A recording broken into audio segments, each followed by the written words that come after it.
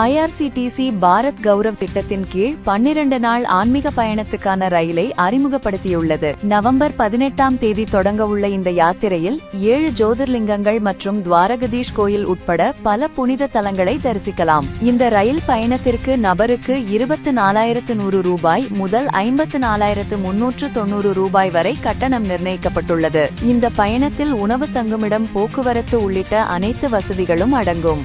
முன்ஜாமீன் மனுக்களை நேரடியாக ஐகோர்ட்டில் தாக்கல் செய்ய முடியுமா அல்லது கீழ் நீதிமன்றத்தை நாட வேண்டுமா என்பது குறித்து உச்சநீதிமன்றம் விசாரணை நடத்தி வருகிறது. கேரளாவில் இருவர் நேரடியாக ஐகோர்ட்டை அணுகிய வழக்கு தொடர்பாக இந்த விவகாரம் எழுந்துள்ளது. முன்ஜாமீன் மனுக்கள் எந்த நீதிமன்றத்தில் தாக்கல் செய்யப்பட வேண்டும் என்பது குறித்து மூத்த வழக்கறிஞர் சித்தார்த் லுத்ராவிடம் உச்சநீதிமன்றம் விளக்கம் கேட்டுள்ளது. வழக்கின் விசாரணை அடுத்த மாதம் 14ஆம் தேதிக்கு ஒத்திவைக்கப்பட்டுள்ளது.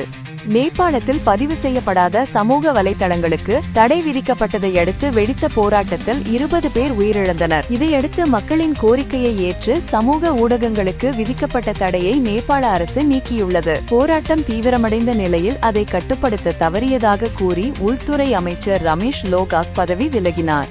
ரஷ்ய விஞ்ஞானிகள் உருவாக்கியுள்ள என்டெரோமிக்ஸ் என்ற புற்றுநோய் தடுப்பூசி பெருங்குடல் புற்றுநோய்க்கான ஆரம்பகட்ட சோதனைகளில் 100% வெற்றியை பெற்றுள்ளது. கொரோனா தடுப்பூசி போல mRNA தொழில்நுட்பத்தில் உருவாக்கப்பட்ட இந்த தடுப்பூசி நோயாளிகளுக்கு எந்தவித பக்கவிளைவுகளையும் ஏற்படுத்தவில்லை. இந்த தடுப்பூசி விரைவில் பயன்பாட்டுக்கு வரும் என எதிர்பார்க்கப்படுகிறது. இது புற்றுநோய் சிகிச்சையில் ஒரு புதிய புரட்சியை ஏற்படுத்தும் என உலக சுகாதாரத்துறை வல்லுநர்கள் நம்புகின்றனர். ஆப்பிள் நிறுவனத்தின் வருடாந்திர நிகழ்வு இன்று நடைபெறுகிறது. இந்த நிகழ்வு iPhone 17, iPhone 17 Pro, iPhone 17 Pro Max மற்றும் ஐபோன் 17 ஏர் என 4 புதிய ஐபோன் மாடல்கள் அறிமுகமாக உள்ளன. ஐபோன் ஆர்வலர்கள் ஆவலுடன் எதிர்பார்த்திருக்கும் இந்த நிகழ்வை இந்திய நேரப்படி இன்று இரவு 10:30 மணி முதல் ஆப்பிள் யூடியூப் சேனல் மற்றும் ஆப்பிள் டிவியில் நேரலையாக காணலாம். நன்றி. வீரஜ் பிரைம் டிவியுடன் இணைந்திருங்கள்.